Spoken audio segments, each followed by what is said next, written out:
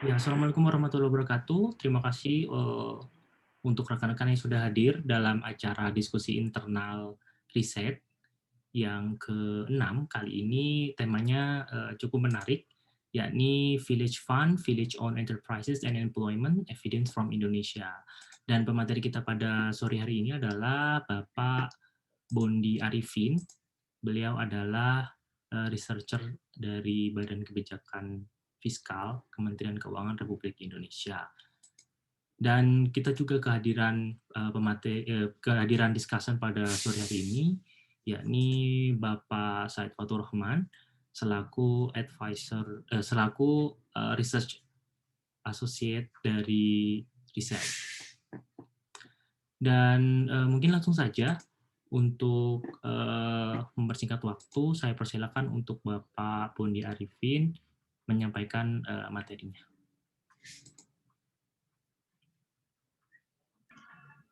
Oh ya, saya masih mute barusan.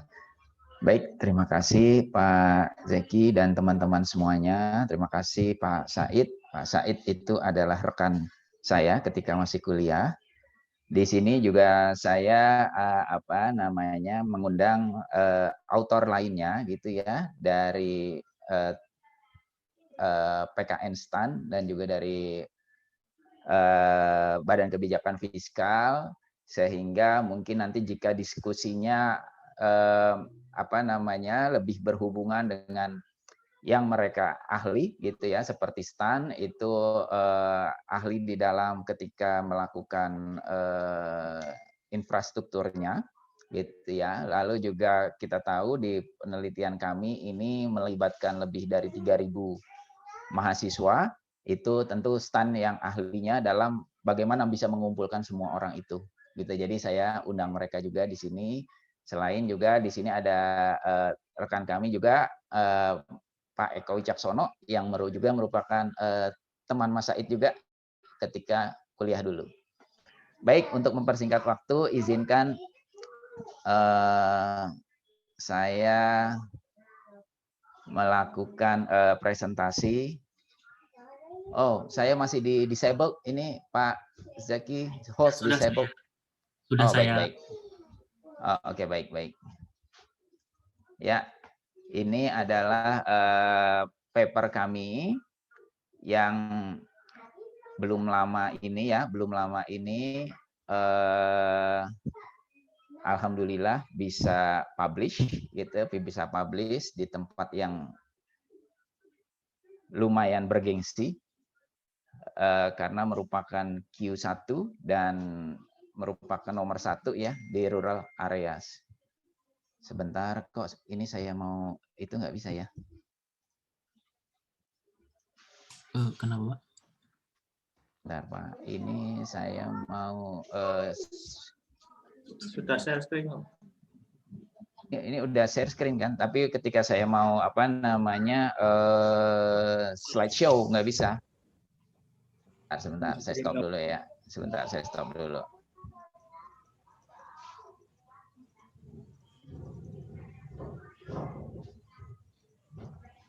Sepertinya ada kendala nih, Pak Said. Ada dari sana yang bisa bantu nggak ya? Mau dari screen saya saja? Iya nih, sepertinya nggak tahu nih, nggak bisa bergerak PowerPoint saya. Betul Pak Rumaya, di sini jadi kita jadi reunian nih.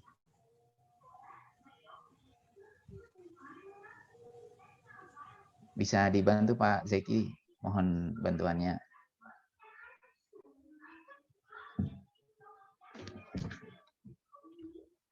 Ya, terima kasih Pak Zeki. Saya mohon maaf karena ada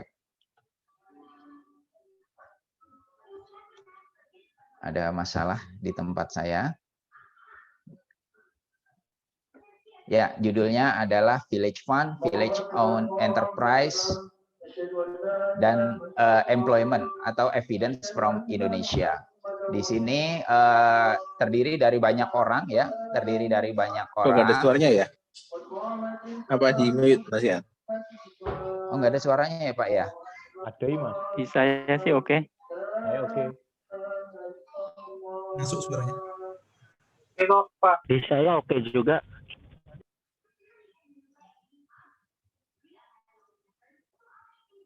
Bisa terdengar Pak Rumaya? Yang lain sepertinya bisa ya? Saya bisa Pak. Bisa. Nggak tahu Pak Rumaya ada gangguan kesananya. Baik, kita lanjutkan atau gimana nih? Ya, mungkin bisa dilanjutkan. Baik, kita lanjut aja ya. Mungkin Pak Rumaya ada kendala teknis. Di sini melibatkan 13 kalau nggak salah ya, 13 peneliti dan juga akademisi, karena memang di sana tugas beratnya adalah bagaimana kita bisa melakukan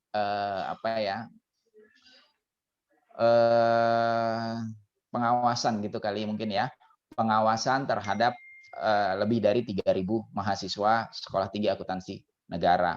Bagaimana kita bisa melakukan pendidikan dan pengawasan itu sehingga membutuhkan banyak orang di sana. Ya, selanjutnya. Nah, jadi waktu itu sebelum COVID, karena pelaksanaannya adalah tahun 2018, sehingga waktu itu kita melihat dana desa ini adalah suatu objek yang baru yang ada di pemerintahan karena baru dimulai 2015 dan memang saat itu Presiden Jokowi mencanangkan bahwa ada namanya beliau mengatakan tentang Build Indonesia from Periphery gitu ya. Jadi berusaha untuk membangun dari pinggiran gitu kan ya. Nah, kita juga tahu kami sadari bahwa sekarang itu suatu perubahan yang substansial. Kenapa? Karena tadinya desa itu hanya sebagai pelaksana, gitu ya. Nah, namun sekarang desa juga bisa sebagai perencana, karena dia selain sebagai pelaksana, dia juga sebagai perencana. Namun kita tahu juga dia seperti yang lainnya. Di desa itu, di rural areas itu kita tahu pendidikannya juga lebih minimal daripada wilayah-wilayah perkotaan, sehingga ada tarik-menarik di sana. Apakah suatu perencanaan yang mereka bikin akan membuat ini jadi lebih baik atau justru sebaliknya? Nah, oleh sebab itu penelitian ini dibuat. Nah, kita terutama melihat yang belum digunakan oleh orang lain dan juga belum ada di dalam survei-survei sebelumnya, baik di dalam PODES maupun yang lainnya. Oleh sebab itu, kita memfokuskan kepada badan usaha milik desa atau village owned enterprises, gitu ya. Kita tahu setiap desa itu mendapatkan sekitar 1 miliar, sehingga mereka bisa membuat banyak hal di sana, gitu kan ya. Dan Village Fund ini karena dalam regulasi tertentu itu dia memberikan insentif memang untuk suatu desa membuat suatu infrastruktur ekonomi yang disebut dengan BUM desa ini, gitu ya. Kita tahu ya local owned enterprise ini merupakan local community yang banyak konsep-konsep terhadap local enterprise ini mengatakan ini adalah promising strategy. Promising strategy, namun juga ada yang mengatakan kendala-kendalanya juga banyak loh, gitu. Sehingga kita ingin melihat sebenarnya ini hasilnya bagus atau tidak, gitu ya. Seperti dilihat di introduction ini yang paling bawah, beberapa kendala utama daripada local enterprises ini adalah ill-defined ownership, masalah membership issue, masalah governance, relative lower human quality, gitu kan, dan limited access of technology. Itu beberapa kendala yang di-highlight dari beberapa teori. Juga beberapa teori mengatakan ini promising strateginya, gitu ya. Nah, beberapa kendala lainnya, mungkin selanjutnya, Pak Zeki, terima kasih. Kita lihat masih sangat sedikit, gitu kan ya, studies, bukan berarti tidak ada, gitu ya, masih sangat sedikit studi yang berhubungan dengan village owned enterprise atau local local enterprise ini gitu ya di developing countries. Dan jika kalau ada pun gitu ya, dia menggunakan hanya bentuknya studi kasus. Seperti kita tahu yang terkenal itu ada beberapa desa gitu ya, mungkin teman-teman sudah tahu yang sangat besar gitu. Namun itu hanya terdiri dari beberapa gelintir dari hampir 80.000 desa yang ada, gitu kan ya. Dan sepengetahuan kami waktu itu ini adalah masih yang pertama yang menggunakan desa itu survei mencapai lebih daripada 2.000 desa administrasi dan kelurahan, gitu ya. Kita menggunakan juga quasi experimentals. Pak Said itu guru kami, gitu ya. Masalah tentang first difference dan difference indifference, kami tambahkan dengan adanya adapted continuous treatment. Kenapa di situ kita menambahkan adapted continuous treatment? Karena kita nanti akan melihat bahwa village fund ini ternyata karena dia dibagikannya hampir sama rata, gitu ya, sekitar 1 miliar per desa, tetapi karena kita berhubungan dengan pengembangan sumber daya manusia, dan kalau kita melihat per kapitanya sangat berbeda jauh, gitu. Sehingga di sana ada dua kemungkinan. Yang pertama adalah percepatan yang di desa, karena biasanya yang di desa, terutama di luar Jawa itu community-nya lebih sedikit, gitu ya, penduduknya lebih sedikit, sehingga dia mendapatkan per kapitanya lebih besar. Tetapi ada kendala yang lainnya. Berarti apa? Kalau yang penduduknya udah miskin, tetapi banyak, ya mereka makin sulit mengejarnya, gitu ya. Nah, intensitas yang perbedaan itu yang kami gunakan dalam quasi eksperimental ini, gitu. Ya, selanjutnya. Ini kita cepat saja, kita tahu desa itu adalah smallest legal community, gitu kan ya, yang ada di Indonesia. Makanya di situ pemerintah mendistribusikan village fund melalui tahun 2015, kan, yang utamanya melalui peraturan desa tahun nomor 6 dan tahun 2014, dan juga peraturan pemerintah nomor 10 tahun 2014 tentang dana desa. Sampai saat ini sampai 2019 itu sudah dialokasikan dari 2015, gitu ya. 2020 agak sedikit berbeda karena adanya COVID, gitu ya. Penggunaannya itu yang agak berbeda, gitu ya. Nah, itu selalu meningkat terus. Kalau kita lihat tahun 2015 itu hanya sekitar 20 triliun untuk seluruh desa ya. Sehingga lalu meningkat mencapai 60 triliun sampai 2018, dan sekitar 2019 kurang lebih hampir sama, gitu ya. Ya, selanjutnya. Nah, kenapa kita melihat ini? Karena kita ingin melihat di sini berdasarkan studi-studi yang terdahulu yang kita dapatkan, community driven development seperti village fund ini itu kan tidak unik di Indonesia ya, terjadi di mana-mana, termasuk juga di sini dikatakan di Afghanistan, India, Nepal, Filipina, Zambia, Bolivia, Honduras, Thailand, dan yang lainnya mungkin ada, gitu ya. Dari matriks ini kita dapatkan bahwa rata-rata memang penggunaan community driven development programs ini biasanya suksesnya di infrastruktur, gitu ya. Tetapi jarang yang sukses, belum banyak yang sukses, gitu ya, di dalam human development. Walaupun penggunaannya ada di human development, tetapi tidak banyak. Dan lagi kita lihat Indonesia juga termasuk yang terbanyak, gitu ya, terbanyak partisipannya ya. Pada saat itu ada 74.000 ya sampai tahun 2018 itu, gitu kan. Sehingga kita lebih berfokus kepada paper ini, lebih berfokus kepada bagaimana sih pengembangan sumber daya manusia dari infrastruktur yang memang digenjot dari dana desa tersebut, gitu ya. Ya, selanjutnya. Kalau village owned enterprise ini seperti apa? Nah, ini bisa kita lihat. Ini kita samakan dengan community based enterprise atau local based enterprise yang memang digunakan untuk for business profit and juga community development, gitu ya.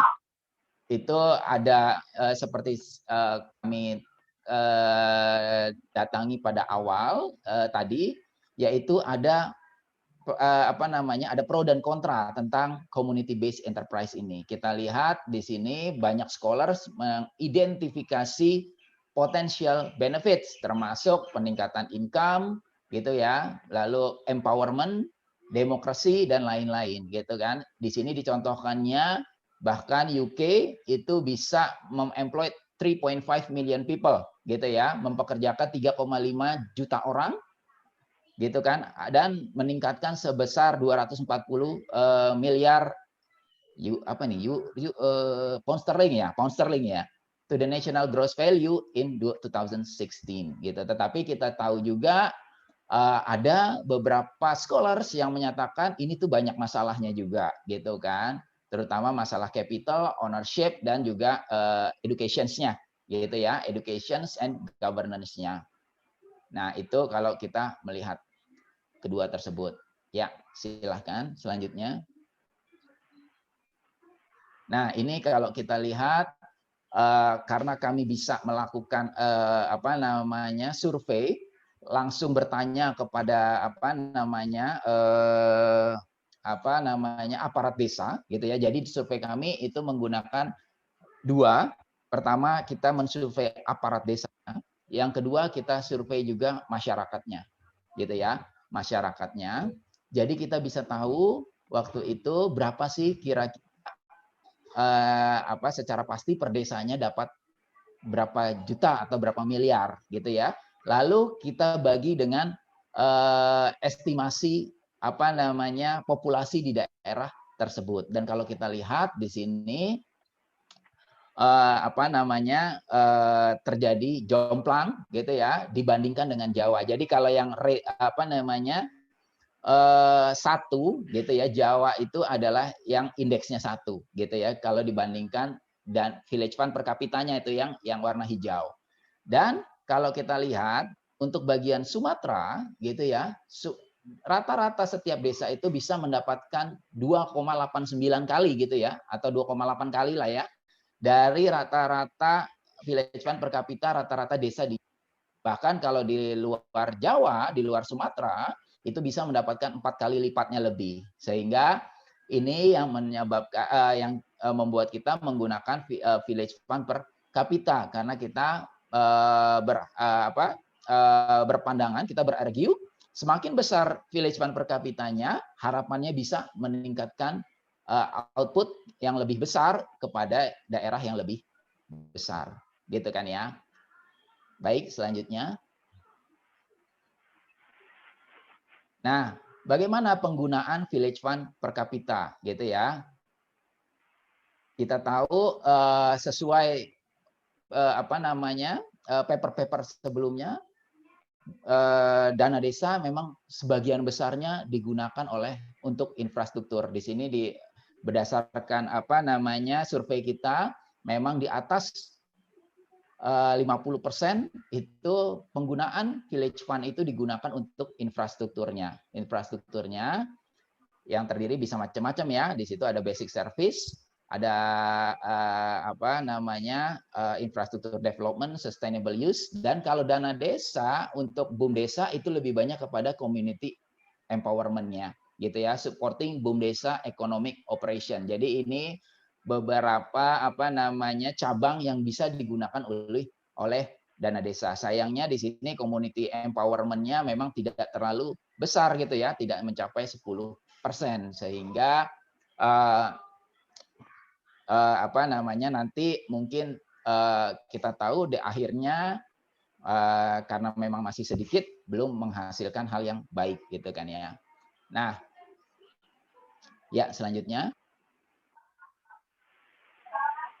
Nah, bagaimana kita menggunakan proses collecting data untuk mencapai 2000 desa dan kelurahan tersebut. Ini kami mengapresiasi teman-teman dari STAN gitu ya, karena mereka yang ahlinya. Kami dari Badan Kebijakan Fiskal tentu tidak mempunyai keahlian ini, jadi kami bekerja sama dengan PKN STAN bagaimana kita bisa menggerakkan mahasiswa. Yang kemudian kendala selanjutnya adalah gimana ketika kos kita sangat terbatas gitu ya.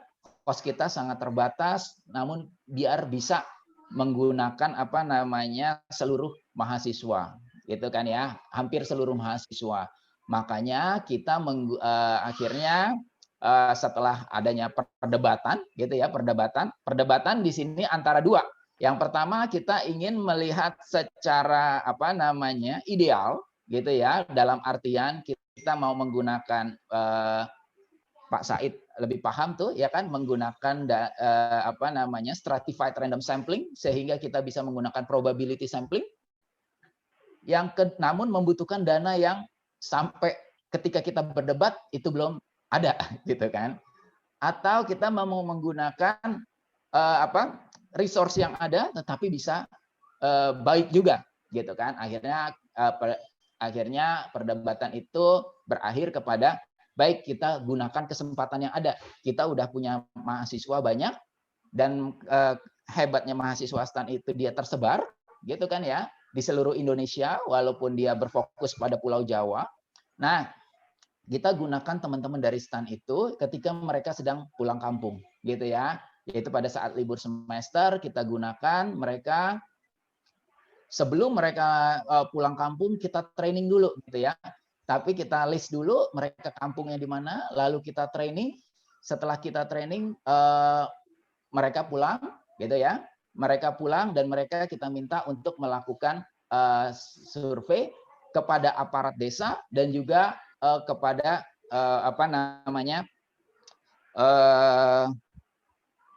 masyarakatnya kita minta mereka untuk melakukan dengan cara clustering gitu ya, clustering berdasarkan RW-nya agar lebih tersebar gitu datanya, agar lebih tersebar datanya, karena kita tahu mahasiswa biasanya ketika kita melakukan minta untuk random, yang dipersepsikan mahasiswa itu bisa berbeda. Mahasiswa bisa mempersepsikan random itu yaitu dengan cara cari aja yang ketemunya di mana, gitu kan ya. Sehingga kita memutuskan untuk menggunakan clustering. Nah, ini sehingga benefitnya ini kita bisa mendapatkan 30 provinsi dari 34 provinsi di Indonesia dengan cost yang sangat efisien. Gitu ya. Cost yang sangat efisien. Nanti kalau cost-nya berapa, teman-teman yang PKN STAN nanti mungkin yang bisa menjawab gitu ya. Karena saya tidak menghitung angka efisiennya berapa gitu ya. Nah, teman-teman PKN yang menghitung. Namun memang kita juga punya defisiensi di sini, mungkin tidak mempresentasikan village di Indonesia gitu, sehingga hasilnya juga kalau berdasarkan yang kami lakukan itu memang lumayan bagus gitu ya, lumayan bagus. Kami bandingkan dengan data administratif baik dari Kemendesa dan lain-lain. Namun kami tidak bisa mengklaim ini representatif dari population Indonesia gitu, terutama village population di Indonesia. Ya, selanjutnya. Nah, ini mungkin yang data yang kami dapatkan gitu ya. Ini data yang kami dapatkan. Bisa kita lihat kita dapat 30 dari 34 provinsi, kita tidak bisa dapat sama sekali di Papua gitu ya, karena tidak ada mahasiswa STAN yang di Papua sama sekali, baik Papua Barat maupun Papua gitu ya, dan sebagian besar itu terjadi adanya di Jawa memang gitu ya, karena yang masuk STAN juga tentu punya kemampuan yang lebih, dan kemampuan yang lebih itu biasanya berada di Pulau Jawa. Sehingga Pulau Jawa memang yang terbesar. Namun setelah Pulau Jawa, kalau kita lihat Sumatera, Kalimantan, Sulawesi, Nusa Tenggara itu warnanya kurang lebih hampir sama, gitu ya. Warnanya kurang lebih hampir sama, berarti kita punya sebaran yang tidak jelek-jelek amat gitu ya, tidak jelek-jelek amat, atau bisa kita bilang bahkan kalau di paper ini ya lumayan baik gitu ya, lumayan baik walaupun tidak mencerminkan populasinya gitu ya. Lalu kalau kita bandingkan dengan karakteristiknya, di sini memang kita lebih kepada more educated people gitu ya, more educated people dan householdnya kurang lebih hampir sama ya, cuman memang lebih sedikit gitu ya, karena memang biasanya orang-orang yang lebih educated kan householdnya lebih sedikit gitu ya. Ya itu, dan kita juga lebih banyak householdnya juga banyak di service area daripada general population yang rata-rata itu harusnya service-nya memang paling banyak dibandingkan agriculture dan manufacture, tetapi kita hampir 2 kali lipatnya. Nah, itu yang membuat kita tidak bisa mengklaim ini adalah representatif. Ya, selanjutnya. Nah, ini kalau kita bandingkan antara treatment dan kontrol kita, gitu kan. Ini waktu kita melakukan ini sangat menarik nih. Ketika kita mau melakukan kontrol dengan kelurahan, gitu ya, itu banyak yang menentang itu, baik dari akademisi maupun dari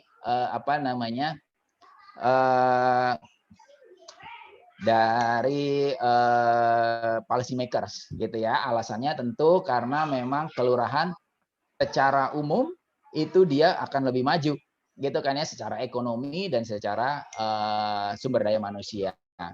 Namun kalau kita lihat di sini sebaran kelurahan dan desa kita kurang lebih hampir bersandingan gitu ya, hampir bersandingan. Kelurahan itu yang warna biru dan desa kita yang warna hitam gitu ya, itu bisa bersandingan. Dan kalau kita lihat jenis jarak dan topografinya juga tidak melenceng jauh gitu ya, tidak melenceng jauh gitu. Memang kita akui mungkin kelurahan lebih tinggi, namun di sana kita menggunakan difference in difference yang jika memang kelurahan itu selalu lebih tinggi, kita harapkan boom desanya memang semakin jauh lebih tinggi daripada desa, tetapi kita harapkan trennya yang serupa gitu ya, trennya yang serupa. Dan kita selanjutnya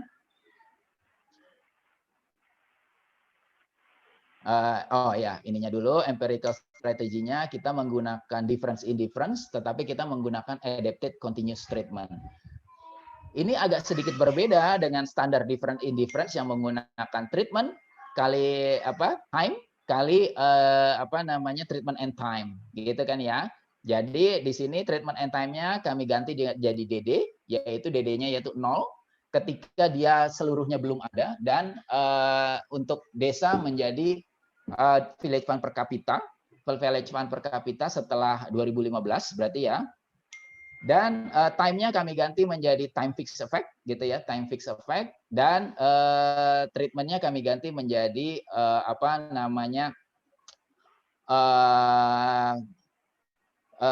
kelurahan fixed effect ya, kelurahan fixed effect gitu. Nah, sehingga ini kami argue ini lebih baik gitu ya. Ini lebih baik karena apa? Karena tidak hanya menghitung satu treatment dan satu kontrol, tidak hanya mempopulasi satu treatment dan satu kontrol, tetapi setiap daerah kita lakukan fixed effect-nya. Fixed effect-nya sehingga kita bisa mengontrol perbedaan daerah yang tidak berbeda selama masa perubahan, selama masa kita melakukan penelitian ini. Itu harapan kami. Ya, selanjutnya kita juga untuk melakukan itu, kita melakukan parallel hypothesis testing yang berhasil gitu ya. Kita menggunakan placebo test gitu, karena kita nggak bisa melakukan pengecekan secara secara formal, namun beberapa studi menyarankan bisa menggunakan placebo test. Gitu. Makanya kita menggunakan placebo test, yaitu gimana kalau village fund ini kita taruh pada tahun 2014 atau sebelumnya, apakah kita menemukan dampak dan kita tidak menemukan dampak ketika kita melakukan hipotesis testing, paralel hipotesis testing ini. Sehingga disitulah kami terus maju sampai bisa terpublikasinya ini. Ya, selanjutnya. Nah, kalau kita lihat di sini hasilnya secara cepat saja, gitu ya. Kita bisa lihat bahwa memang BUMDesa ini meningkat secara substansial. Kalau kita lihat awalnya desa itu yang garisnya tidak putus-putus ya, kelurahan adalah daerah garisnya yang putus-putus, dan garis merah itu menunjukkan bahwa village fund-nya tahun 2014 gitu ya, mulai di tahun 2014. Kalau kita lihat desa memang sebelum adanya village fund itu BUMDesanya, kalau di kelurahan itu kita sebut namanya BUM kelurahan atau mereka ada sebutannya sendiri gitu ya, memang selalu di atas desa. Jadi mereka memang lebih maju. Namun kalau kita lihat trennya tidak begitu jauh gitu ya, tidak begitu jauh, dan setelah 2014 itu kita lihat desa sangat melesat sangat jauh gitu ya. Sehingga kita bisa tahu bahwa BUMDesa ini memang village fund ini memang mempengaruhi BUMDesa terjadi gitu pada tahun 2015 dan seterusnya, baik di Jawa maupun di luar Jawa gitu ya. Selanjutnya. Nah, ini cuman sayangnya memang BUMDesa ini berdasarkan data yang kami dapatkan, karena kami dapatkan data baik secara alfanumerik, yaitu tulisan-tulisan, karakteristiknya, kita juga dapatkan gambarnya. Memang sebagian besar itu masih bentuknya sangat tradisional. Namun mungkin memang karena dana yang terbatas dan mungkin sumber daya yang kemampuannya terbatas, sehingga mungkin memang inilah yang mereka bisa dapatkan sampai saat ini gitu ya. Mungkin ini adalah kemajuan yang mereka sudah bentuk kemajuan, namun pertanyaannya apakah ini memang untuk masyarakat atau terbatas gitu ya, pemanfaatnya terbatas kepada pihak-pihak tertentu gitu kan, sehingga kita ingin melihat dampaknya gitu kan. Yang pertama kita ingin lihat seberapa banyak sih orang yang aware dan yang memanfaatkan BUMDesa tersebut gitu ya. Ternyata yang aware sih lumayan banyak gitu ya, hampir 50% gitu ya, dibandingkan BUM kelurahan itu yang hanya 20%-an gitu ya, 20%-an. Ini hampir di atas 45% tahu kalau ada BUMDesa. Namun ternyata yang memanfaatkannya itu sangat kecil gitu ya, nggak nyampe 5%, itu paling gede kalau kita lihat. Itu 5% rata-rata buat financing, itu berarti buat simpan pinjam rata-rata yang digunakannya. Sedangkan yang lainnya itu lebih kecil lagi, bahkan di situ ada yang training, tourism, kontraktor gitu kan, itu sangat sedikit gitu ya. Sehingga yang dari situ menyebabkan selanjutnya kita juga selanjutnya tidak menemukan gitu ya, tidak menemukan baik secara grafik maupun secara regresi. Regresi untuk employment ini kita menggunakan desa dua-duanya. Jadi yang pertama, jadi kelurahannya di sini kita hapus gitu ya. Kelurahannya kita hapus, kita hanya menggunakan desa, yaitu desa yang ada BUMDesanya dengan desa yang tidak ada BUMDesanya. Kita lihat di situ pergerakan employment-nya itu juga tidak begitu meyakinkan gitu ya, tidak begitu meyakinkan. Dan kalau kita melakukan regresi memang kita tidak mendapatkan hasil yang meyakinkan, sehingga kami tim berpendapat kami tidak dapat menemukan gitu, kami tidak dapat menemukan dampak atau hubungan antara pekerjaan dengan BUMDesa ini. Kami tidak mengatakan tidak terjadi gitu ya, karena mungkin sampel kita yang tidak representatif, namun dari sampel kita tidak bisa menemukan hal tersebut gitu. Ya, baik, sepertinya udah 20 menit ya.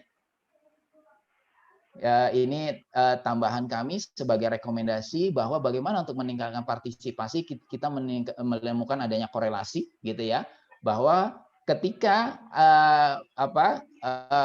aparat desa mengumpulkan masyarakatnya gitu ya, untuk berembuk kira-kira program apa sih yang bagus buat masyarakat desa, itu ternyata bisa meningkatkan terjadinya korelasi antara partisipasi dan pemanfaatan badan usaha lokal atau BUMDesa tersebut, sehingga itu menjadi salah satu rekomendasi kita untuk meningkatkan partisipasi masyarakat gitu ya. Ya, selanjutnya kita lihat, ini adalah tinggal conclusion-nya. Kita tahu bahwa masih banyak basic allocation itu menyebabkan terjadinya timpangan village fund per kapita. Tetapi village fund per kapita sudah bisa berhasil membentuk suatu dasar daripada infrastruktur ekonomi. Namun PR-nya masih besar karena infrastruktur ekonomi itu ternyata belum banyak dimanfaatkan, gitu ya. Mungkin itu aja dari saya. Selanjutnya saya serahkan ke Pak Moderator. Silakan Pak. Ya, terima kasih untuk Pak Bondi. Pemaparannya sangat luar biasa ya. Jadi membuat saya membayangkan daerah pedesaan gitu ya. Ya, untuk selanjutnya untuk diskusan Bapak Said, saya persilakan. Ya, Assalamualaikum warahmatullahi wabarakatuh. Ya, terima kasih sudah diberikan kesempatan untuk menjadi penangkap ke pemaparan dari papernya Pak Bondi. Ini ya saya dipilih di sini kualifikasinya sebagai temannya Pak Bondi, bukan karena saya pakar seperti ekonomi desa atau apa. Saya teman kuliah kebetulan yang gurunya sama.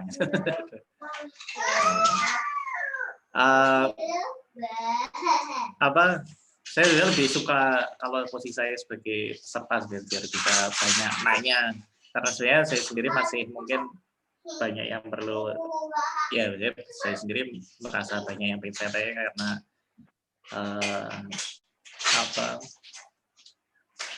ya kita nanti sambil kita nanti dirinci aja, karena ada yang tidak strategi ini ya, estimasinya nggak standar ya, kayak difference itu di sini tidak linear tapi dan continuous gitu. Jadi membayangkannya agak ya tidak sesederhana difference biasanya. Tapi pertama saya apresiasi dulu ya penelitiannya ya, secara keseluruhan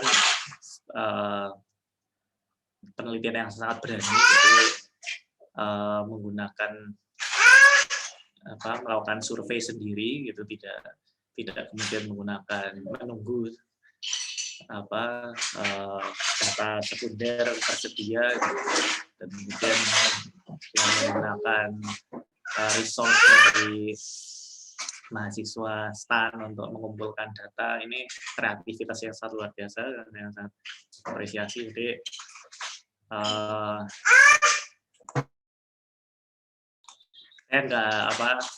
saya sendiri nggak akan terbayang seperti itu untuk kemudian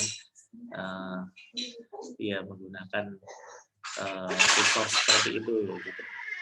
Jadi dengan dengan kreativitas seperti itu ternyata bisa juga menghasilkan survei yang cukup kemudian memberikan sampel yang cukup untuk untuk menghasilkan penelitian yang sangat bagus sehingga bisa dipublikasikan di jurnal yang ini ya, jurnal utama. Oke. Nah, kemudian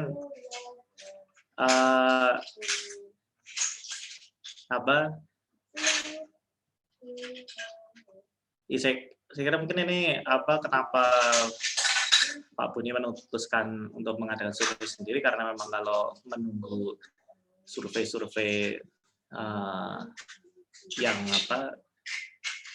yang dari data sekunder gitu, misal Podes dan lain, mungkin akan menunggunya akan butuh waktu gitu ya. Dan ya kalau sebagai researcher ya memang kalau bisa lebih cepat untuk mempublikasikan riset, belum ada yang lain yang mengevaluasi, lalu kemudian menjadi yang pertama mengevaluasi itu yang paling inilah artinya dapat ya semacam mencuri start gitu ya tentu akan dapat perhatian lebih daripada yang setelahnya gitu.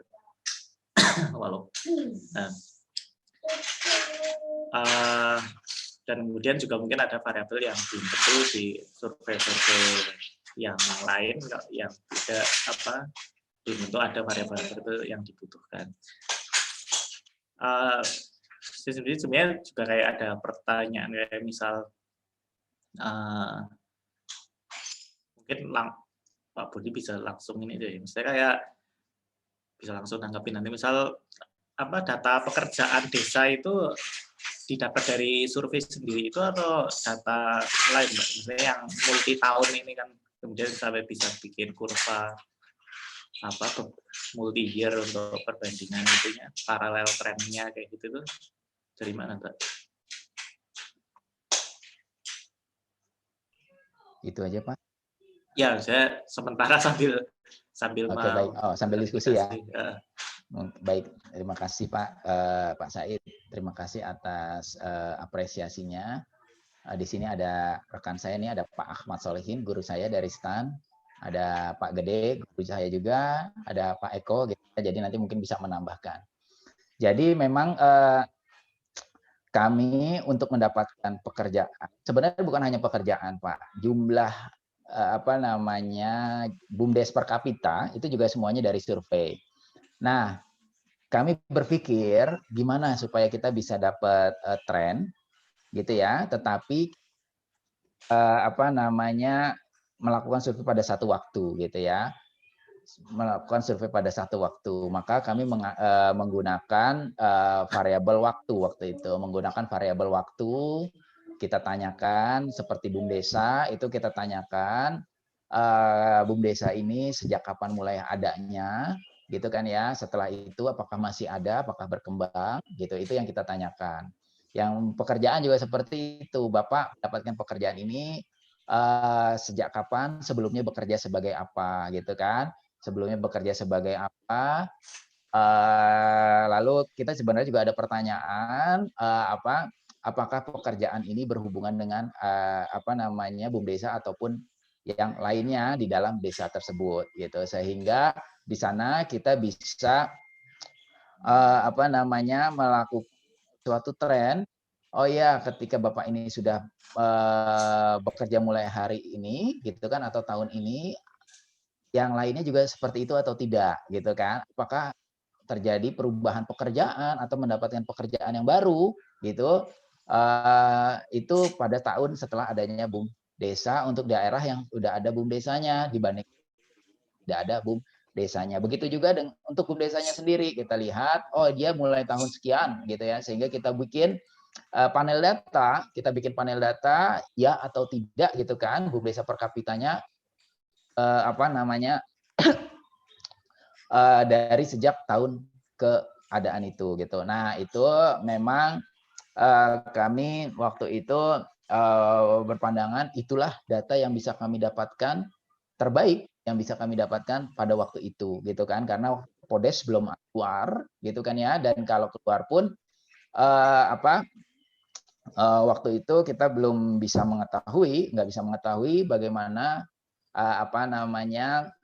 perkembangan pekerjaan gitu, karena kita langsung menanyakan pada orangnya gitu kan. Sedangkan kalau Podes kita tahu itu berdasarkan interpretasi daripada aparat desa. Sebenarnya kita masih ada lagi belum publish gitu ya, itu kita masih ada beberapa lagi yang masih berhubungan dengan riset survei ini yang menunjukkan bahwa ketika aparat desa bilang ya, itu sebenarnya ya-nya itu seberapa yakin sih gitu. Nah, itu kita bisa dari karena kita survei kepada 2, aparat desa dan masyarakatnya, kita bisa bandingkan. Ketika dibilang ya, sebenarnya masyarakatnya bilang ya-nya itu, yang bilang ya itu seberapa banyak sih gitu. Nah, itu yang kita lakukan sebenarnya ada, namun itu masih masih proses gitu ya, masih proses sehingga belum bisa kita publikasikan. Gitu Pak Said. Ya. Terus kalau apa? Sambil bisa memahami kalau sampelnya per desa itu rata-rata berapa rumah tangga berarti?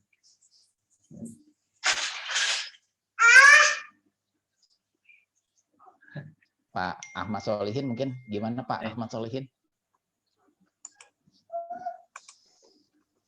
Udah lupa ya Pak, 2018 ya. Udah lama ya Pak ya? Baik Pak. Kalau nggak salah 5 ya, ini ya tiap mahasiswa ya? Ya Pak. Jadi gini Pak, jadi karena PKN STAN waktu itu kan keterbatasan anggaran gitu ya Pak ya. Kita punya keterbatasan anggaran seperti tadi yang dikatakan. Berapa nih baiknya kita berikan yang idealnya gitu kan ya. Yang idealnya berapa sih seharusnya gitu kan. Apakah kita mau strategi random sampling atau berarti probability sampling, atau kita mau menggunakan resource yang ada dengan keterbatasan mahasiswa gitu kan. Nah, maka kita putuskan waktu itu kita menggunakan setiap mahasiswa itu dia harus pertama mensurvei kepada aparat desanya. Setelah dia mensurvei kepada aparat desanya, yaitu 1 orang, dia juga harus mensurvei minimal itu adalah 4 gitu kan, minimal 4 sampai 5 gitu ya. Walaupun kita tidak wajibkan maksimalnya berapa gitu, tapi kita tahu ketika mahasiswa dikatakan minimal ya dia biasanya banyak yang minimal gitu Pak, banyak yang minimal, sehingga satu desa itu sekitar 4 atau 5 orang gitu, 4 atau 5 orang. Itu mungkin Pak. Ya mungkin totalnya itu sekitar 13.000 kalau nggak salah, totalnya 13.000 orang. Ya mungkin ya mungkin itu kendala di teknis pelaksanaan surveinya. Tapi maksudnya ya membayangkan ya sulit untuk merepresentasikan satu desa dengan dengan 5 orang gitu. Ya kurang tahu sih, maksudnya mungkin ya gitu lah, mungkin itu bisa juga, artinya kalau kemudian informasinya kurang kuat kan kemudian jadi noise-nya terlalu tinggi, makanya ya bisa jadi itu yang juga melandasi yang kenapa kemudian hasilnya tidak muncul gitu loh, karena memang mungkin noise-nya masih terlalu besar karena informasinya kurang kuat dengan sampel yang cuma sedikit di setiap desa itu. Sekedar terus sebentar saya cek summary statistiknya. Village per adanya village fund per kapita ya. Kalau statistik berapa jumlah BUMD-nya per desa. Sebenarnya di sini kan yang outcome untuk yang regresi tabel 5 itu kan outcome-nya kan ini kan village BUMDes per kapita ya, kalau nggak salah ya. Jumlah itu berarti jumlahnya gitu ya. Jumlah BUMDes per kapita gitu. Outcome variable. Iya, betul Pak, ada. Namun mungkin memang kita di papernya itu waktu itu diminta sangat apa ya? Waktu itu diminta sangat oleh reviewernya untuk sangat concise gitu ya. Sehingga dimintanya waktu itu ya yang concise saja sehingga kita tampilkan waktu itu apa namanya per kapita. Namun kalau memiliki jumlah BUMDesanya gitu kami miliki karena untuk mendapatkan per kapita harus dapatkan itu juga. Namun tidak ada di papernya memang ya. Setuju. Ya, saya membayangkan kebanyakan kan mungkin jumlahnya ya cuma 1 per desa gitu, tidak apa. Ya, sebagian besar memang 1 rata-rata 1 per desa. Jadi agak aneh ketika dibagi per kapita karena sebenarnya bayangan saya tidak akan terlalu banyak ngaruh berapa jumlah penduduk terhadap jumlah BUMDes-nya, jadi tidak perlu dinormalisasi dengan jumlah penduduk mestinya. Justru malah ketika dibagi dengan jumlah penduduk kan malah variasinya jadi misleading gitu. Variasinya itu bukan karena jumlah BUMDes-nya yang bervariasi, tapi karena jumlah penduduknya yang bervariasi. Nah itu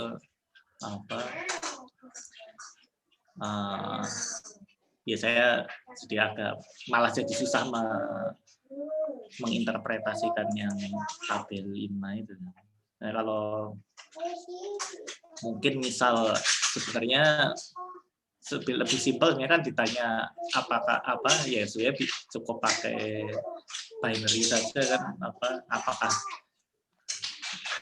punya BUMDes gitu kan, kemudian intinya kan kemudian efeknya adalah apakah kemudian adanya dana desa itu membuat ya menjadi semakin banyak desa yang memiliki kemungkinan untuk di suatu desa untuk memiliki BUMDes menjadi lebih besar sekian percentage point setelah adanya dana desa, ya. Sebenarnya lebih simpel ketika spesifikasinya seperti itu. Nah, kalau kemudian ketika dananya semakin besar, kemudian kemungkinannya lebih banyak kalau itu continue. Ya.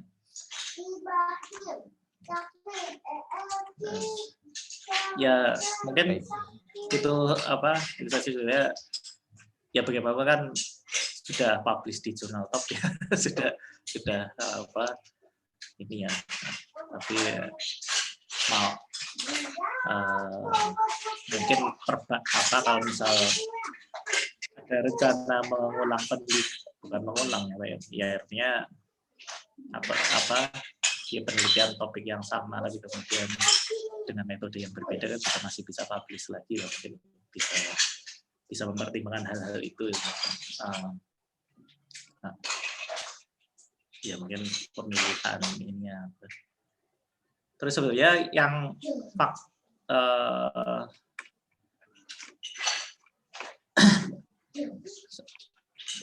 satu sisi mungkin saya kurang paham yang kontrolnya, kenapa yang kontrol kelurahan kemudian menjadi tidak dipakai di yang employment itu gimana Pak? Oh ya, baik. Baik, terima kasih ya. Jadi mungkin kita coba bahas dulu satu persatu nih dari yang pertanyaan pertama. Pertanyaan pertama itu tentang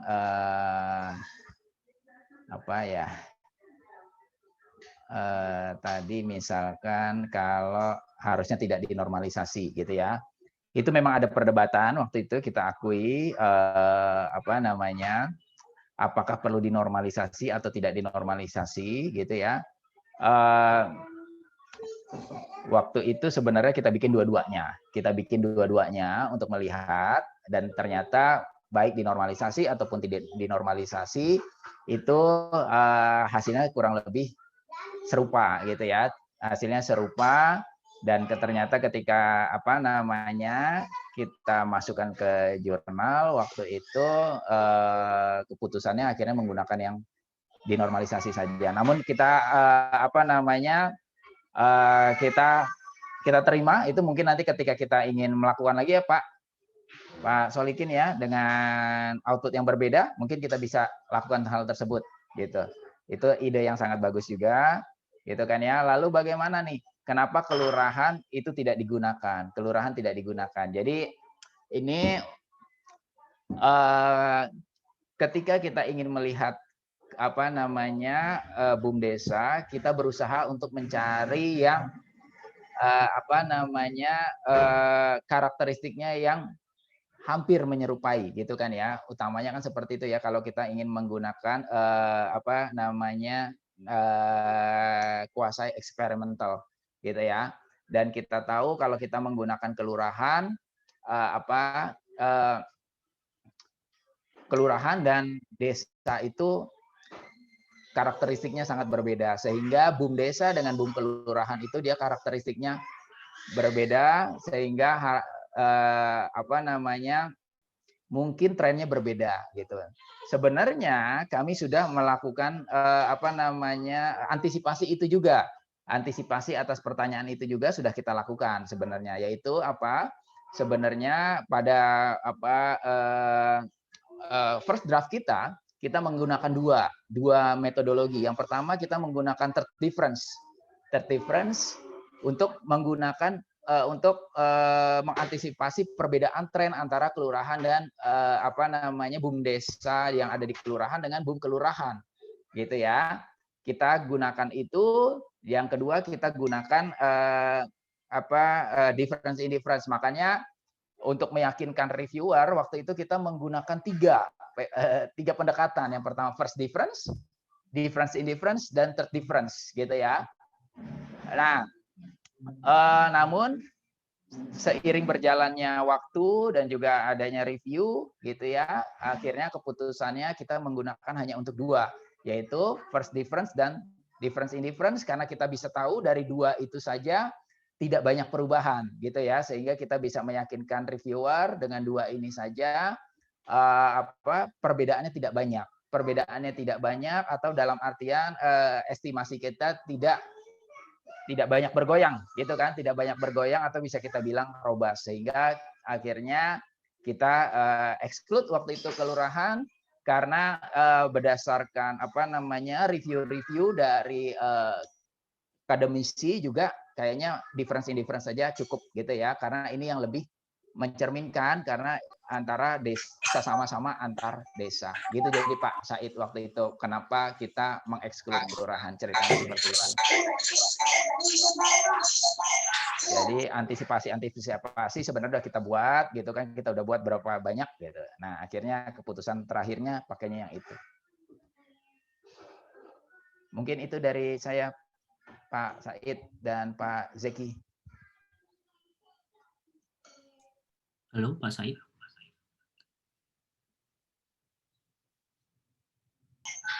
Ya maaf tadi saya sempat terputus laptopnya kayaknya. Jadi ya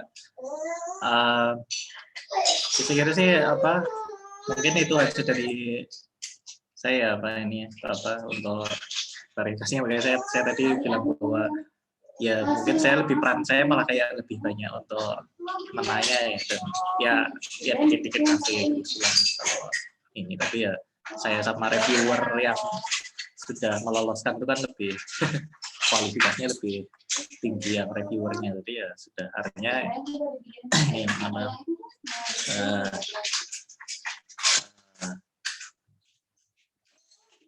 ya saran mereka sudah bagus deh. Tapi mungkin ya siapa tahu dengan masalah tadi ya bisa kemudian ya siapa tahu dengan survei yang sama bisa keluar nggak cuma satu publikasi, 2 publikasi kan. Ya, rencananya seperti itu. Rencananya seperti itu. Ya mungkin kedepannya sih mungkin yang perlu ini kalau misal ya dengan adanya keluar sudah publikasi yang pertama ini kan sudah membuktikan, mungkin bisa untuk mendapatkan tambahan kalau misal mau mengajukan dana untuk evaluasi yang lebih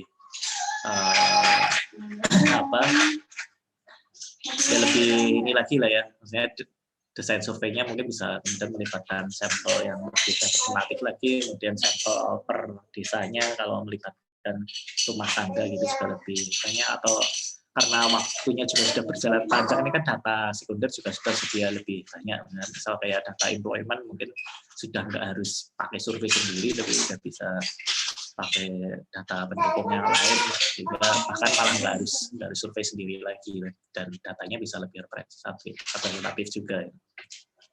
Dan itu aja apa yang dari saya. Mungkin teman-teman yang lain peserta di sini juga masih ingin mengajukan pertanyaan juga. Saya kembalikan ke hostnya. Untuk Pak Said. Kemudian untuk peserta diskusi dipersilakan apabila ada yang akan ditanyakan atau didiskusikan.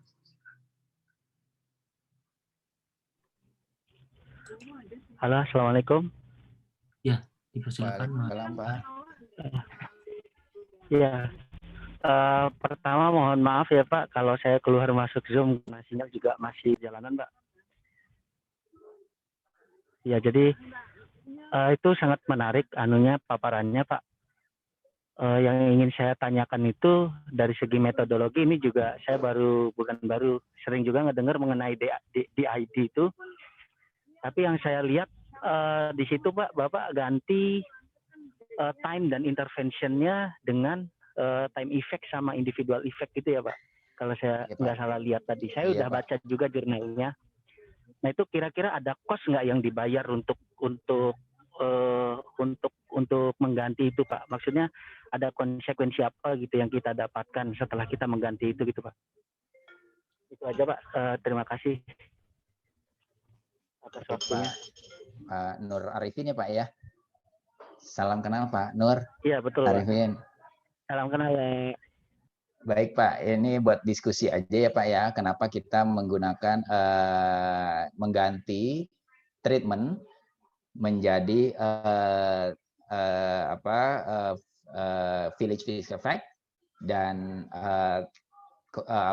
after gitu ya, post treatment itu dengan time fix effect gitu ya. Karena kita tahu menurut kami itu yang dikatakan dengan post itu untuk melihat sebenarnya setelah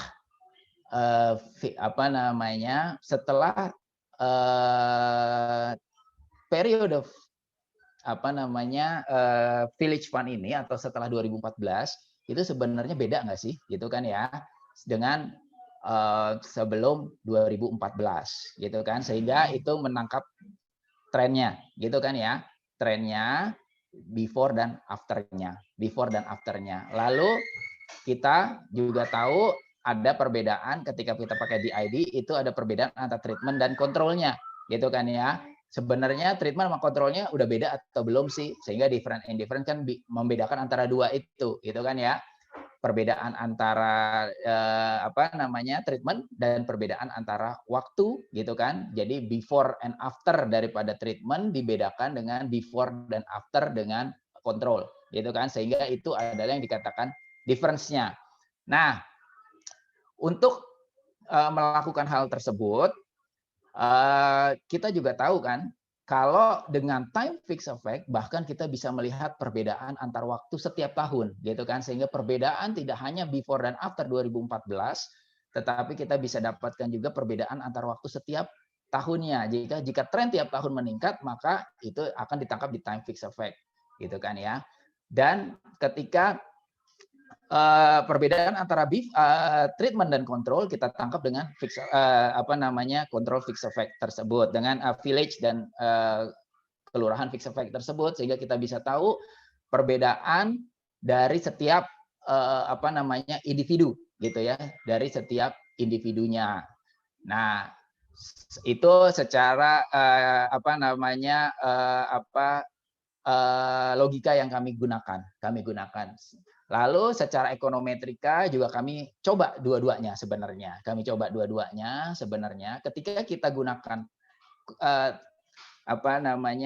post and treatment, lalu kita gunakan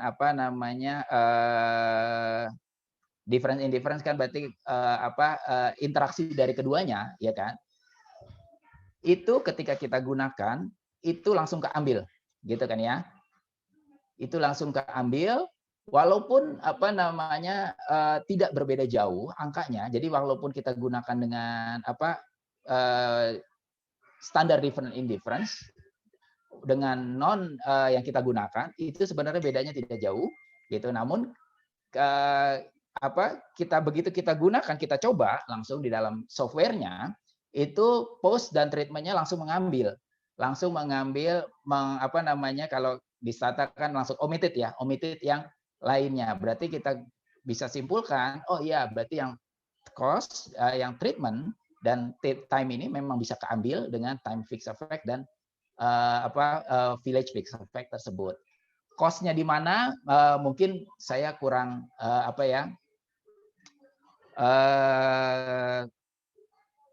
mungkin Pak Nur Arifin yang lebih paham gitu ya, apa cost yang harus dihitung gitu ya. Namun di situ memang dengan hal tersebut dia akan mendapatkan membutuhkan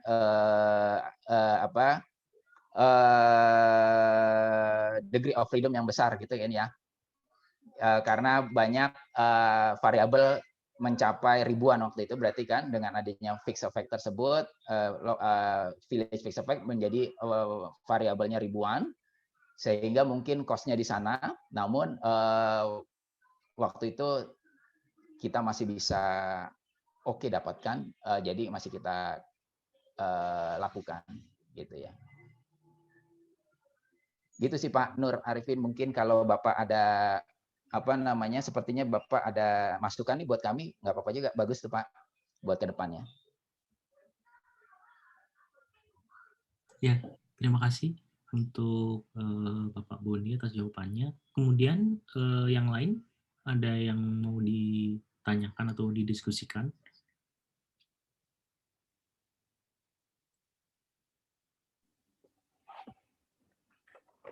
Pak Zeki, saya Pak. Ya, dipersilakan Mas Tegar. Assalamualaikum Pak Bondi dan teman-teman yang lain. Salam Pak Tegar, salam kenal Pak. Salam kenal Pak Bondi. Saya pengen tanya di luar itu ya, econometric model, dan tadi kan udah ngublek di situ gitu. Pengen tahu aja sih Pak Bondi kan ini kan dana desa ini kan menarik banget lah. Maksudnya ini harapan juga kan, karena memang visinya dari presiden tadi kan membangun dari pinggir gitu kan, salah satunya di desa. Nah, terus salah satu proksinya itu BUMDes. Nah, kebetulan saya di sektor keuangan Pak, gitu Pak, lembaga keuangan gitu. Jadi saya pengen tanya, tadi kan kalau nggak salah disebutin di community driven development yang CCD sama community based enterprise atau CBA tadi, yang CDD, yang Community Driven Development, Indonesia itu yang berhasil di aspek human development sama infrastruktur. Sementara financial inclusion-nya nggak kecapai gitu. Nah, padahal kan kalau kita tahu, kalau semisal dana desa tadi diluncurkan 15 ya Pak ya, tahun 2015 ya Pak ya, punten. Ya, berarti sebenarnya bersinggungan dengan SNKLI dari OJK ya. Jadi program inklusi keuangan dari OJK gitu. Nah, kebetulan karena Pak Bondi ada di lingkaran itu, maksudnya di sana, sekalian share gitu knowledge buat kita ini. Kenapa kok aspek financial inclusion itu malah nggak tercapai gitu? Kan kalau tadi kan kosong ya, X gitu. Sementara human development sama infrastruktur tadi kan centang gitu, berarti kan tercapai. Sementara OJK sendiri juga gencar untuk ngeluarin program itu kayak gitu sih. Terlepas dari modeling atau tadi ya Pak ya econometric, saya pengen tahu aja sih Pak, gimana sih kenapa kok malah yang financial inclusion nggak kesentuh gitu. Bahkan kesentuhnya cuma simpan pinjam gitu doang. Ya gitu. Maksudnya secara inklusi keuangannya kok nggak kesentuh gitu. Siapa tahu ada insight buat saya gitu. Gitu Pak. Baik Pak Tegar, terima kasih Pak Tegar masukannya gitu ya. mungkin jawaban saya juga nggak akan nggak akan puas sekali ya, nggak akan memuaskan nih gitu. Karena memang di penelitian kami, seingat kami waktu itu kita tidak memfokuskan kepada financial inclusion itu, karena kami berdasarkan tujuan awalnya dulu, seperti yang di grafik yang kami katakan itu, bahwa di situ dicentang infrastruktur dan human development, itu bukan berarti itu ada impact di situ, tetapi tujuan daripada BUMDesa itu buat ke situ dua, itu yaitu human development dan satu lagi adalah infrastruktur development, gitu kan. Nah, itu kenapa dicentangnya di sana, gitu. Dicentangnya di sana bukan berarti financial inclusion-nya nggak ada, gitu ya. Namun memang dari tujuan awalnya memang mereka memfokuskan kepada dua itu. Nah, financial inclusion-nya yang kalau dari penelitian kami ya memang dari BUMDesa itu, lebih banyaknya di BUMDesa itu, yaitu dari simpan pinjam itu. Namun mungkin ini di luar paper yang ini ya, mungkin ini Pak Ahmad Solikin nih yang nanti lebih banyak berbicara gitu ya. Jadi tahun 2014 dan sebelumnya itu ada sebenarnya apa tuh yang mandiri itu Pak Solikin ya, itu yang digantikan oleh Village Fund ini. Itu yang banyak PNPM digunakan Mandiri. oleh PNPM Mandiri. Nanti mungkin Pak Solikin bisa menjelaskan lebih lanjut.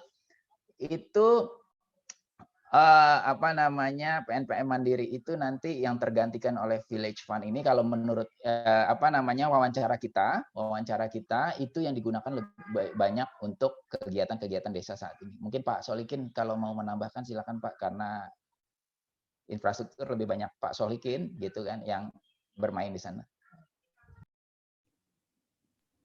Ya, kalau sebenarnya lebih tahu nih Pak Gede sama Pak Adswin, tapi Pak Adswin nggak hadir ya. Pak Gede, monggo kalau mau menambahkan.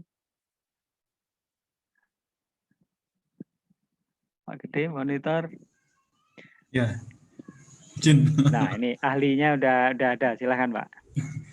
Ya, untuk yang financial inclusion, untuk infrastruktur itu tidak, kalau nggak salah ya Pak ya, yang kita cari itu adalah terkait dengan pertanian, terus kemudian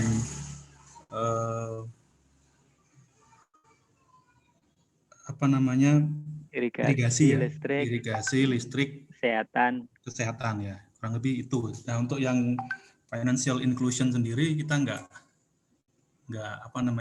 karena memang ada indikasi ya, saya karena tidak didasari dengan penelitian, ada indikasi ketika saya sempat pengmas itu memang dari sisi edukasi masyarakat itu masih kurang, itu yang pertama. Terus yang kedua mungkin bisa dilihat dari alasan kenapa mereka mendirikan BUMDes. Rata-rata sih ketika saya melaksanakan pengmas itu ya yang penting BUMDesnya berdiri itu. Jadi memang kenapa juga di penelitian ini jumlah BUMDesnya itu sangat banyak ya. Mungkin karena salah satu alasannya adalah yang penting berdiri dulu. Makanya tadi salah satu findingnya adalah rata-rata BUMDesnya itu dalam bentuk toko kelontong ya. Itu sih mungkin dari saya. Terima kasih. Ya, ini juga kita itu ya Pak Gede ya, udah kita konfirmasi juga sebenarnya dengan laporan administratif dari Kemendesa, ada juga di paper kita sebenarnya, bahwa menyatakan bahwa rata-rata itu BUMDesa itu profitnya itu sangat tipis gitu ya, profitnya sangat tipis, justru lebih banyak kemakan cost-nya gitu, lebih banyak makan cost-nya gitu. Itu ada di dalam paper kita juga sih untuk untuk mensinkronkan apa yang kita temukan itu, kalau memang ada nih korelasinya dengan apa yang ditemukan oleh bidang dari Kemendesa itu sih Pak dari kami. Jadi kalau masalah financial inclusion mungkin karena memang tujuan awalnya itu yang kita tahu nggak ke sana gitu, jadi kita nggak punya banyak ilmunya mungkin ya di situ Pak Tegar. Terima kasih Pak. Ya, mungkin waktu itu kita hanya Mas Eko monggo. Enggak, menambahkan aja.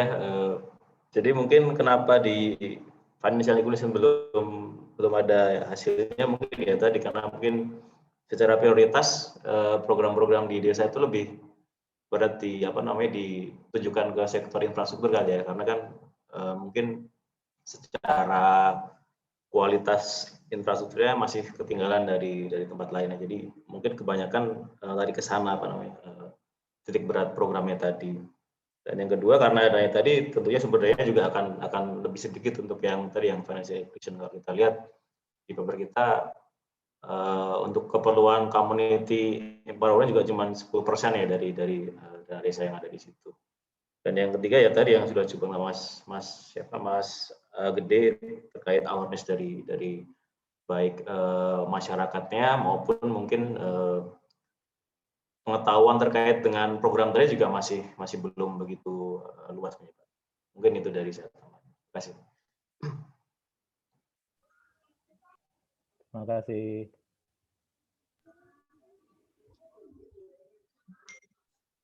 Ya, selanjutnya mungkin ada yang ditanyakan lagi untuk peserta diskusi.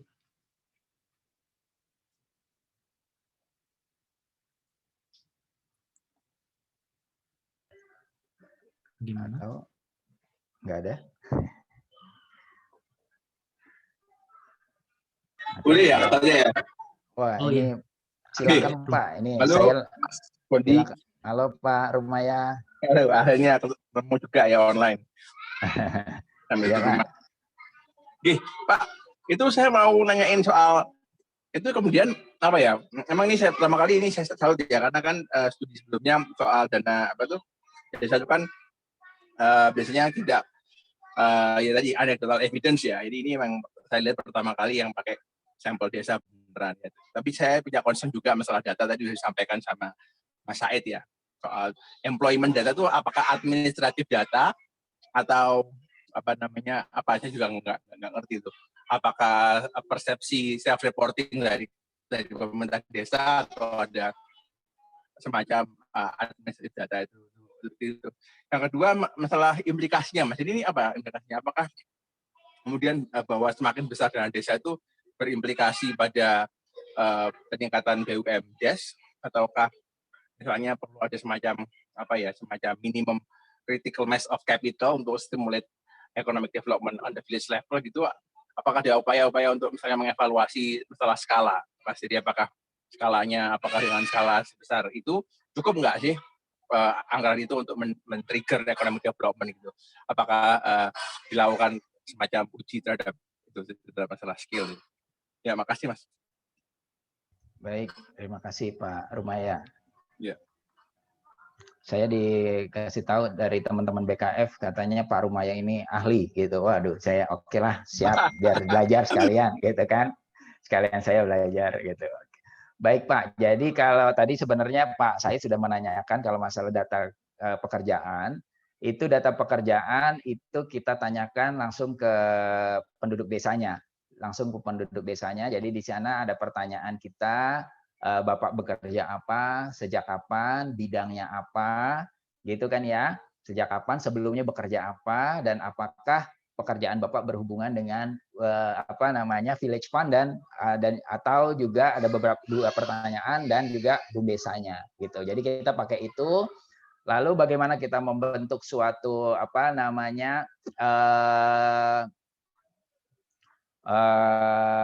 panel, kita ambil dari kapannya dia gitu kan, kapannya dia itu yang kita ambil buat panelnya. Kita membentuk panel data seperti juga data BUMDesa. Sebenarnya kita juga menggunakan panel dari kapannya dia berdiri gitu, kapannya dia berdiri itu yang kita gunakan. Memang kami tidak nggak mau menutup-nutupi gitu ya, menutup-nutupi banyak memang seperti Pak Said, Pak Rumaya dan juga beberapa akademisi menanyakan concern itu, ini bisa bagus nggak ya gitu ya, bisa bagus nggak ya gitu ya. Namun itu yang terbaik yang kita miliki waktu itu dan dan kita waktu itu juga mengundang teman-teman dari Kemendesa. Jadi kita ada beberapa pertanyaan yang mirip-mirip gitu kan ya, mirip-mirip dan ternyata beberapa hasil diskusi kita menguatkan, udah it's okay kita pakai ini aja. Karena memang itu yang terbaik waktu itu gitu. Nah, akhirnya kita pakai itu aja dan alhamdulillah masih bisa diterima gitu ya, diterima. Yang kedua masalah implikasi. Implikasinya ini waktu itu apakah itu cukup gitu ya? Itu cukup kalau kita lihat tadi terdapat perbedaan yang besar, bahkan bisa dilihat bahkan ada yang cuma 50.000 per kapita gitu ya, 50.000 per kapita itu gimana kita bisa mau bangun mau bangun sumber daya manusia gitu kan, buat ongkosnya aja udah habis gitu kan, buat ongkosnya aja udah habis. Jadi memang waktu itu kita sarankan untuk diperbesar formulanya untuk per kapita dan lain-lainnya gitu ya, per kapita baik dari individunya maupun juga dari faktor-faktor lainnya. Dan setelah itu seingat saya ada beberapa perubahan memang memperbesar dari faktor-faktor yang ada di desanya, tidak bagi rata. Tadinya kan awalnya lebih banyak bagi rata. Nah itu beberapa satu implikasinya. Yang kedua, di implikasi itu kita juga tawarkan, infrastruktur desa memang terlihat nih sangat bagus gitu ya, sangat bagus dalam artian jumlah ya. Kita belum tahu kualitas waktu itu, kita belum tahu kualitas. Berbagai laporan di Kementerian Keuangan, di Kemendesa menyatakan memang sangat bagus, terjadi infrastruktur, perkembangan infrastruktur di mana-mana, gitu kan ya. Nah, mulai saatnya shifting ke dalam pengembangan sumber daya manusia. Dan itu kalau kita lihat tahun 2020 ini mungkin karena kebetulan dengan COVID gitu kan ya. Sekarang semakin besar persentase untuk pengembangan sumber daya manusia, terutama buat sebenarnya masih kepada survival sih ya, masih kepada survival, yaitu BLT desa. Dan kami mengikuti juga waktu itu beberapa studi mengatakan dengan semakin terarah gitu ya, dengan adanya BLT desa itu katanya semakin besar manfaatnya gitu, semakin besar manfaatnya gitu. Mungkin itu Pak implikasi yang bisa kami katakan. Lalu apakah jadinya BUM desa ini nggak berguna gitu, kami tidak berani mengatakan itu gitu ya. Yang pasti itu udah ada, gimana kita bisa mengembangkannya gitu, gimana kita bisa mengembangkannya gitu. Ini ya, makasih Mas Boni. Satu lagi ya yang nggak terkait secara langsung ya. Jadi saya melihat ini bahwa pola yang dilakukan sama ini teman PKN ya Mas ya, yang organize surveinya Mas. Iya, teman-teman di PKN STAN, kita juga ikutan juga sih, kita yang mendesain juga. Namun sebagian besar untuk koordinasi dengan mahasiswa itu teman-teman PKN STAN. Iya. Saya membayangkan bisa nggak ya, misalnya kan saya kan di kampus juga gitu Pak, Mas Bondi di UNER gitu. Kita misalnya mengembangkan belajar dari PKN dan teman-teman ini ya, untuk mengembangkan misalnya model KKN berbasis riset seperti ini loh, Mas. Saya tertarik nih sebenarnya. Kita kan tiap tahun ngirim orang kan untuk KKN gitu, daripada cuma komunitas tapi kan pulangnya bisa bawa oleh-olehnya data gitu kan, menarik untuk di exercise gitu ya. Kira-kira kalau misalnya mau bikin semacam transfer of knowledge gitu ya mengenai surveinya dan mengelolanya, itu siapa ya bisa ini ya. Baik, betul Pak. Itu kalau saya pikir KKN bentuknya itu sebenarnya teman-teman STAN juga banyak tuh melakukan KKN. Itu dari dulu sebenarnya udah saya bilang, ini tuh sebenarnya potensi banget jadi penelitian gitu kan. Seperti teman-teman STAN itu sering ngirim mahasiswanya untuk memperbaiki laporan keuangan desa bahkan katanya waktu itu ya. Itu saya pikir ini kalau diatur dikit lagi saya bilang jadi penelitian ini gitu kan. Jadi sekaligus pemberdayaan masyarakat sekaligus penelitian. Jadi sangat mungkin sekali Pak. Saya pikir untuk melakukan hal itu kita desain tentu tergantung anggarannya gitu kan ya. Kalau anggarannya terbatas ya terpaksa bisa menggunakan yang kita lakukan, yaitu ya sesuai anggarannya berapa bisa kemana gitu. Tapi tetap bisa kita bikin sebenarnya Pak. Dan kalau anggarannya lebih baik, tentu akan lebih baik lagi, gitu kan. Kita bisa bikin seperti random sampling, gitu kan, random sampling dari pengabdian masyarakat tersebut. Jadi pengabdian masyarakatnya udah kita tentukan mana bagian treatment, mana bagian kontrol, gitu kan. Kontrolnya juga kita bisa bedakan, beberapa jenis treatmentnya kita bisa bedakan, gitu kan. Kalau itu bagus, misalkan kalau karena saya taunya teman-teman STAN gitu, saya nggak tahu Unair seperti apa. Misalkan teman STAN di treatment tertentu hanya membuatkan laporan keuangan. Yang kedua membuatkan laporan keuangan dengan misalkan pelatihan, gitu kan. Dampaknya tentu akan berbeda, gitu. Nah itu sangat bagus sekali saya pikir Pak. Itu sangat bagus sekali Pak. Sip. Nanti kita follow ya Mas ya. Ini kita Pak lagi ya. Sip. Oke, makasih Mas. Justru kalau berminat nih teman-teman Unair bisa kita join nih buat penelitian selanjutnya. Nah, boleh. Teman-teman Unair ya saya rasa sambutannya akan baik ya. Apalagi kan sekarang ada kampus Merdeka ya. Mas Bondi. Jadi emang kampus di encourage untuk bikin kolaborasi dengan institusi di luar kampus gitu sama Mas Menteri. Ini juga sama teman-teman saya juga bisa ya nanti mungkin teman-teman kan ada juga yang di UNER juga. Ya nanti kita follow up ya Mas Bondi.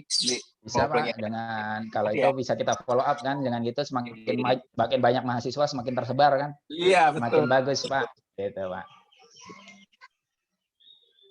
Apalagi saat ini itu 2020, 2021 dana desa itu kan berbeda, sangat berbeda.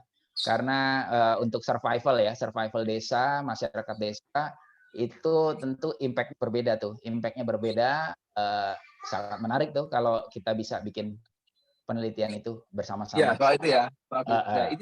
Itu belum ada loh Mas studi kualitatifnya soal BLTDD. Yang udah melakukan evaluasi itu kan Semeru kan, tapi kualitatif. Nah ya, ini saya juga lagi ngerjain juga ini, tapi juga kualitatif nih sama UNDP. Ya itu dia. Yang kualitatif nih seru nih. Belum ada kemarin ada UI pakai night light gitu ya, night light. Namun beliau juga nggak bisa meyakinkan kalau itu dana desa atau tidak gitu kan, karena ya masih masih sulit kan dia menentukan kontrol dan treatmentnya, masih bingung mereka. Yudis ya, apa yang Pak itu siapa yang ketua FEUI-nya tuh? Pak Teguh Dartanto yang buat itu. Dia pakai night light, saya akui bagus banget memang. Metodologinya, karena metodologinya pakai satelit kan ya, pakai satelit dia bisa ngelihat bagaimana perkembangan desa pada saat COVID gitu, dari ngelihat sebelum dan sesudahnya gitu dari night light itu. Pak Said Pak Rumaya, Pak Said juga kalau saya lihat kan jago tuh masalah coding. Kalau kita kolaborasi saya pikir jago banget. Saya pikir night light itu settingan Windows itu yang kalau malam terus itu. Oh iya, harus tajam Mas ya pixelnya. Itu kan pakai pixel kan ya. Bisa Pak, nanti kalau itu kita bisa kontak-kontakan lagi, follow up lagi buat kelanjutannya kalau emang berminat. Sip. Terima kasih Mas. Ya, siap Pak. Ya, terima kasih untuk Pak Rumaya. Mungkin karena waktunya sudah habis ya, jadi mungkin saya akhiri, dan sebelum saya akhiri mungkin saya akan sedikit memberikan simpulan dari poin yang saya tangkap dari diskusi kita pada sore hari ini. Tadi kan sudah disampaikan bahwa adanya program dana desa gitu kan, menyusul adanya program bahwa desa itu sebagai perencana pembangunan. Namun di studinya Bapak Bondi dan kawan-kawan ini berusaha untuk melihat apakah memang pembangunan ini dengan adanya dana desa ini, pembangunan di desa akan semakin baik atau tidak. Dan karena memang mostly untuk dana desa digunakan untuk dana infrastruktur dan jarang untuk digunakan pada bidang human development. Dan di studinya menyebutkan bahwa dana desa ini signifikan meningkatkan jumlah badan usaha milik desa, baik di Jawa maupun di luar Jawa. Tapi memang BUM desa ini masih belum termanfaatkan secara optimal, termasuk dalam meningkatkan partisipasi kerja untuk masyarakat di pedesaan seperti itu. Ya, terima kasih untuk Bapak Bondi dan Bapak Solhin dan juga Bapak Gede dan Bapak Eko tadi sudah menyempatkan hadir untuk diskusi pada sore hari ini, dan teman-teman juga yang telah menyempatkan hadir. Saya ucapkan terima kasih, dan kita tunggu untuk partisipasi diskusi internalnya untuk pada waktu yang selanjutnya. Ya. Demikian dari saya. Wassalamualaikum warahmatullahi wabarakatuh. Waalaikumsalam warahmatullahi wabarakatuh.